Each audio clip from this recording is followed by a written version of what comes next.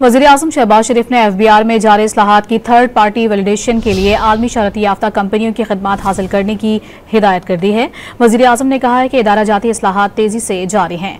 वज़ीर-ए-आज़म मोहम्मद शहबाज शरीफ की ज़ेर सदारत FBR के उमूर के हवाले से जायजा इजलास हुआ। वज़ीर-ए-आज़म ने कहा कि मार्का हक की तारीख साज फतह के बाद मुल्की इदारों में पायदार इस्लाहात के जरिए हुकूमत पाकिस्तान को एक मुस्तहकम आलमी मईशत बनाने के लिए पुरआज़्म है।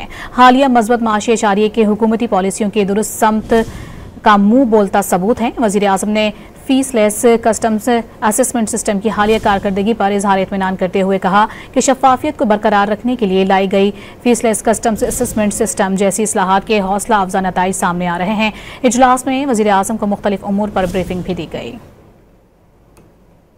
वज़ीर-ए-आज़म शहबाज शरीफ ने FBR में जारी इस्लाहात की थर्ड पार्टी वैलिडेशन के लिए आलमी शहरत याफ्ता कंपनियों की खिदमात हासिल करने की हिदायत कर दी है। वज़ीर-ए-आज़म ने कहा है कि इदारा जाती इस्लाहात तेजी से जारी हैं।